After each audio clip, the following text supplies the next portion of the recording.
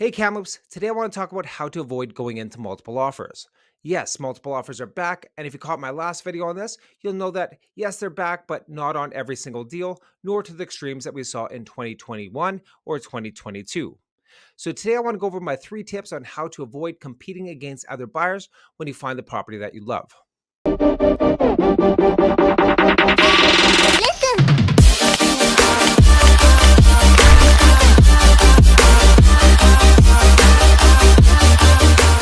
Hey Kamloops, I'm Scott McDowell. I'm an award-winning realtor here at Royal LePage Westwind Realty. I have over 16 years experience helping both buyers and sellers in Kamloops find their dream homes and achieve their financial goals. The one thing I do ask is if you do find this information helpful, please help us out and hit that like button and subscribe to our channel. We plan to post amazing content to help make you more money when you sell and help guide you to find your perfect home. Before we get started, if you want some more information on multiple offers, make sure you check out my other video on how to win in these situations.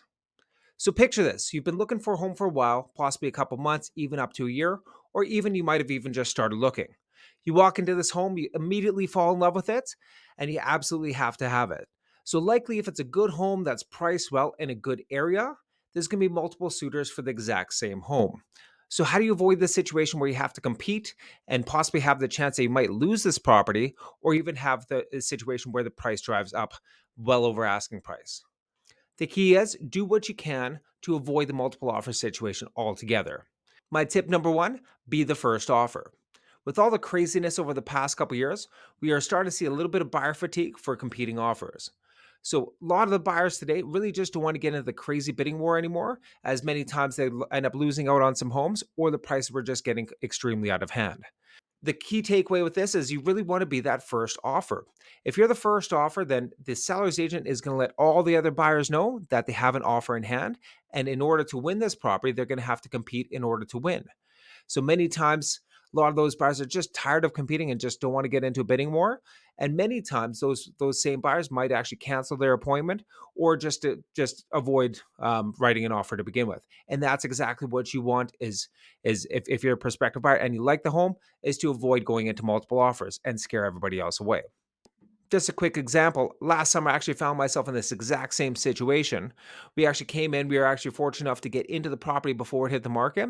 So we actually offered substantially over list price on this home before we actually went to market.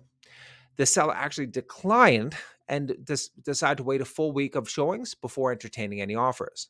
So what did we do? We actually wrote an offer the very first day, came in at list price, and it was actually scared off every other buyer who came through the property.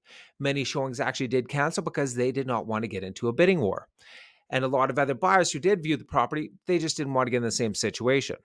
So what happened is a week later, we actually end up securing the sale at list price and even saving my buyers actually tens of thousands of dollars on this property. So many times this is actually going to scare off both 50% of the prospective buyers who are on the fence or just really aren't that serious.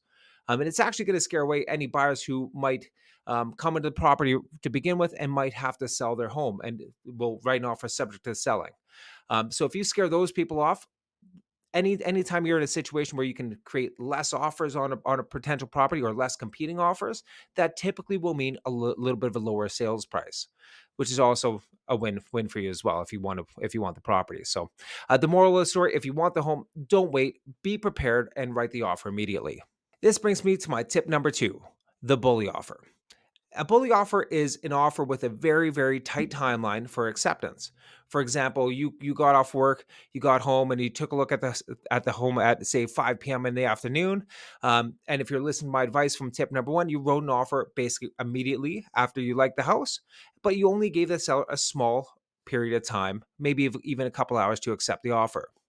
Usually this offer is actually an attractive offer that's usually at list price, possibly even above list price.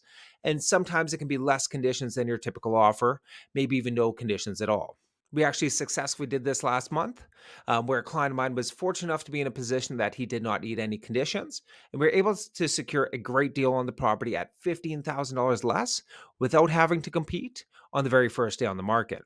Likely this home probably would have gone into multiples if the seller had waited even just a little bit longer and given a little bit more exposure. But for me working for my clients, we got the offer accepted, and we got the offer accepted for less than list price. That actually saved my clients thousands of dollars in the process. Not all bully offers have to be subject free. This could just be a solid offer that makes a lot of sense to a prospective seller to take. Many sellers are actually happy to take asking price for a solid offer and avoid being on the market for an extended period of time. That seller might even have an offer on another home and might need a quick sale. So that might actually benefit them as well. So they might be happy to take an offer right away. Every seller's situation is different though. This leads me to my tip number 3: work to find a house off market. Great way to avoid going into multiple offer situation is finding a house that hasn't even hit the market yet. Now, this might be actually a little bit more difficult, but it's something that I've actually helped over 14 of my clients over the past couple of years help find homes again off the market. I actually found my current house actually doing this 6 years ago, doing this exact same program. So what I do is I actually sit down with my clients, I identify their specific needs, price points, and ideal areas that they want to live in. And actually, we create multiple forms of advertising from direct mail to even door knocking directly to the homes that my clients actually want. The idea with this is to find a homeowner who's just starting to think about selling, who or somebody who's open to selling given the right circumstances.